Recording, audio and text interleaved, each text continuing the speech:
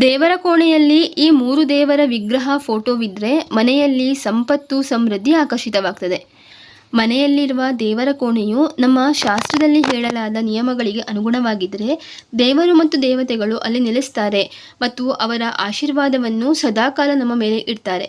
ಇದರಿಂದಾಗಿ ಕುಟುಂಬದಲ್ಲಿ ಶಾಂತಿ, ಸಂತೋಷ ಮತ್ತು ಸಮೃದ್ಧಿ ನೆಲೆಯಾಗ್ತದೆ. ಕೆಲವೊಂದು ದೇವರ ವಿಗ್ರಹಗಳನ್ನು ದೇವರ ಕೋಣೆಯಲ್ಲಿಟ್ಟು ಪೂಜಿಸುವುದು ತುಂಬಾನೇ ಮಂಗಳಕರವೆಂದು ಪರಿಗಣಿಸಲಾಗ್ತದೆ.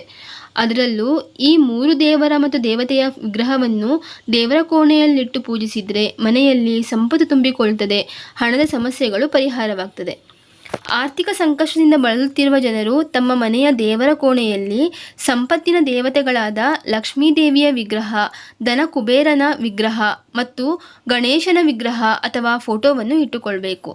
ಸಂಪತ್ತು ಮತ್ತು ಸಮೃದ್ಧಿಯನ್ನು ನೀಡುವ ಈ ದೇವರು ಮತ್ತು ದೇವತೆಗಳ ವಿಗ್ರಹಗಳನ್ನು ಮನೆಯ ದೇವರ ಕೋಣೆಯಲ್ಲಿ ಇರಿಸಿ ಪ್ರತಿದಿನ ಪೂಜಿಸುವುದರಿಂದ ನಮಗೆ ಬಹಳಷ್ಟು ಸಂಪತ್ತು, ಸಂತೋಷ ಮತ್ತು ಸಮೃದ್ಧಿ ಸಿಗ್ತದೆ. ಏಕೆಂದರೆ ಲಕ್ಷ್ಮಿ ಮತ್ತು ಕುಬೇರ ದೇವನು ಸಂಪತ್ತಿನ ದೇವರು ಮತ್ತು ದೇವತೆಗಳನ್ನು ಪರಿಗಣಿಸಲಾಗ್ತದೆ. ಹಾಗೆಯೇ ಗಣೇಶನನ್ನು ಸಂತೋಷ ಮತ್ತು ಸಮೃದ್ಧಿಯ ದೇವರು ಎಂದು ಪರಿಗಣಿಸಲಾಗ್ತದೆ. ಅಲ್ಲದೆ ಗಣೇಶನನ್ನು ಮೊದಲು ಪೂಜಿಸಲಾಗ್ತದೆ. ಮನೆಯಲ್ಲಿ ಈ ದೇವರ ವಿಗ್ರಹ ಅಥವಾ ಫೋಟೋಗಳಿದ್ದರೆ ಸಂತೋಷ ಮತ್ತು ಸಮೃದ್ಧಿ ಬರ್ತದೆ. ಹಾಗೆಯೇ ವಾಸ್ತುದೋಷಗಳು ನಿವಾರಣೆ ಆಗ್ತದೆ. ಶಾಸ್ತ್ರದಲ್ಲಿ ಹೇಳಿರುವ ಪ್ರಕಾರ ಮನೆಯ ದೇವರ ಕೋಣೆಯಲ್ಲಿ ಈ ದೇವರ ವಿಗ್ರಹಗಳನ್ನಿಟ್ಟರೆ ಈ ಎಲ್ಲ ಪ್ರಯೋಜನಗಳಿವೆ. ಮೊದಲನೇದಾಗಿ ಹಣಕಾಸಿನ ಸಮಸ್ಯೆಗಳಿಂದ ಪರಿಹಾರ ದೊರೀತದೆ. ಹಣದ ಸಂಚಾರ ಹೆಚ್ಚಾಗ್ತದೆ. ಈ ವಿಗ್ರಹಗಳು ಸಂಪತ್ತು ಮತ್ತು ಸಮೃದ್ಧಿಯನ್ನು ಆಕರ್ಷಿಸುತ್ತದೆ. ಹಾಗೆಯೇ ಕೌಟುಂಬಿಕ ಸಮಸ್ಯೆಗಳನ್ನು ಪರಿಹಾರ ಮಾಡಿಕೊಡ್ತದೆ. ಮನೆಯ ವಾತಾವರಣ ಯಾವಾಗಲೂ ಧನಾತ್ಮಕತೆಯಿಂದ ತುಂಬಿರಬೇಕಾದರೆ ನಿಮ್ಮ ಮನೆ ಮತ್ತು ದೇವರ ಕೋಣೆ ಯಾವಾಗಲೂ ಸ್ವಚ್ಛವಾಗಿರಬೇಕು ಎಂಬುದನ್ನು ನೆನಪಿನಲ್ಲಿಡಿ. ಬೆಳಗ್ಗೆ ಸಂಜೆ ದೇವರಿಗೆ ದೀಪವನ್ನು ಹಚ್ಚಬೇಕು. ದೀಪವು ನಕಾರಾತ್ಮಕತೆಯನ್ನು ತೊಲಗಿಸಿ ಸಕಾರಾತ್ಮಕತೆಯನ್ನು ತರುವುದರಿಂದ ಮನೆಯಲ್ಲಿ ದೇವರಿಗೆ ದೀಪವನ್ನು ಹಚ್ಚುವುದು ತುಂಬ ಒಳ್ಳೆಯದು.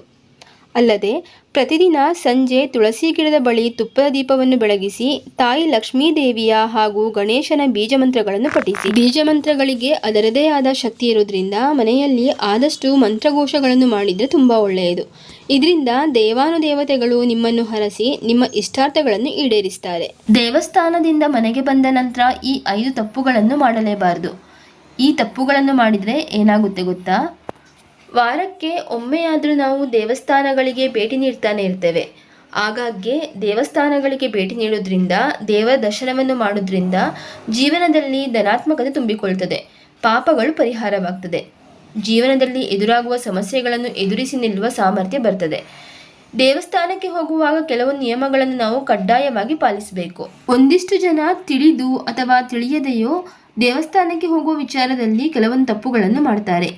ಈ ತಪ್ಪುಗಳನ್ನು ಮಾಡೋದ್ರಿಂದ ಪೂಜೆಯ ಫಲ ನಮಗೆ ದೊರಕುವುದಿಲ್ಲ. ಹಾಗೆಯೇ ದೇವಸ್ಥಾನದಿಂದ ಮನೆಗೆ ಹಿಂದಿರುಗಿ ಬಂದ ನಂತರ ಕೆಲವು ತಪ್ಪುಗಳನ್ನು ಮಾಡಿದರೆ ದೇವಸ್ಥಾನಕ್ಕೆ ಹೋಗಿ ಬಂದು ಕೂಡ ವ್ಯರ್ಥವಾಗ್ತದೆ. ಅದರಲ್ಲಿ ಮೊದಲನೇದಾಗಿ ಕಾಲುಗಳನ್ನು ತೊಳೆಯುವುದು ಮತ್ತು ಸ್ನಾನ ಮಾಡುವುದು. ಹಿಂದೂ ಧರ್ಮಗ್ರಂಥಗಳ ಪ್ರಕಾರ ನಾವು ದೇವಸ್ಥಾನದಿಂದ ಮನೆಗೆ ಹಿಂದಿರುಗಿ ಬಂದ ತಕ್ಷಣ ಕೈಕಾಲುಗಳನ್ನು ತೊಳೆಯುವುದಾಗಲಿ ಮತ್ತೊಮ್ಮೆ ಸ್ನಾನ ಮಾಡುವುದಾಗಲಿ ಮಾಡಬಾರ್ದು. ಈ ರೀತಿ ದೇವಸ್ಥಾನದಿಂದ ಮನೆಗೆ ಬಂದ ತಕ್ಷಣ ಮಾಡೋದ್ರಿಂದ ದೇವಾಲಯದಲ್ಲಿ ನಮ್ಮ ದೇಹವು ಆಹ್ವಾನಿಸಿಕೊಂಡ ಸಕಾರಾತ್ಮಕ ಅಥವಾ ಧನಾತ್ಮಕ ಶಕ್ತಿಯು ನಾಶವಾಗ್ತದೆ. ಆ ವ್ಯಕ್ತಿಯ ಶಾಂತಿ ಮತ್ತು ನೆಮ್ಮದಿ ಹಾಳಾಗ್ತದೆ. ದೇವಸ್ಥಾನದಿಂದ ಮನೆಗೆ ಬಂದ ನಂತರ ಒಂದಿಷ್ಟು ಸಮಯ ಕುಳಿತುಕೊಳ್ಳಿ ಅಥವಾ ಮನೆಯ ಪ್ರತಿಯೊಂದು ಕೋಣೆಯಲ್ಲೂ ಓಡಾಡಿ ನಂತರ ಕೈಕಾಲುಗಳನ್ನು ತೊಳೆಯಬಹುದು. ಇನ್ನು ಎರಡನೇದಾಗಿ ಶಿವ ಸೇರಿದಂತೆ ನಾವು ಅನೇಕ ದೇವರು ಮತ್ತು ದೇವತೆಗಳಿಗೆ ನೀರನ್ನು, ಹಾಲನ್ನು ಅಥವಾ ನೈವೇದ್ಯವನ್ನು ತೆಗೆದುಕೊಂಡು ದೇವಸ್ಥಾನಗಳಿಗೆ ಹೋಗ್ತೇವೆ. ಈ ಸಮಯದಲ್ಲಿ ಜನರು ಪೂಜೆ ಸಾಮಗ್ರಿಗಳೊಂದಿಗೆ ನೀರು, ಹಾಲು, ನೈವೇದ್ಯವನ್ನು ಒಂದು ಪಾತ್ರೆಯಲ್ಲಿ ತೆಗೆದುಕೊಂಡು ಹೋಗ್ತಾರೆ. ಅಂತಹ ಸಂದರ್ಭದಲ್ಲಿ ದೇವರಿಗೆ ಅವುಗಳನ್ನು ಅರ್ಪಿಸಿ ಮನೆಗೆ ಹಿಂದಿರುಗಿ ಬರುವಾಗ ಖಾಲಿ ಪಾತ್ರೆಯನ್ನು ತೆಗೆದುಕೊಂಡು ಬರಬಾರ್ದು. ಆ ಪಾತ್ರೆಯಲ್ಲಿ ನೀರು ಅಥವಾ ದೇವರ ಪ್ರಸಾದವನ್ನು ಅಥವಾ ಸ್ವಲ್ಪ ಅಕ್ಷತೆಯನ್ನು ಅದರಲ್ಲಿ ಹಾಕಿಕೊಂಡು ಬರಬೇಕು. ದೇವಸ್ಥಾನಕ್ಕೆ ತೆಗೆದುಕೊಂಡು ಹೋದ ಪಾತ್ರೆಯನ್ನು ಖಾಲಿ ತರುವುದರಿಂದ ಮನೆಯಲ್ಲಿ ನಕಾರಾತ್ಮಕತೆ ಸೃಷ್ಟಿಯಾಗ್ತದೆ, ಮನೆಯ ಸಮೃದ್ಧಿ ಹಾಳಾಗ್ತದೆ.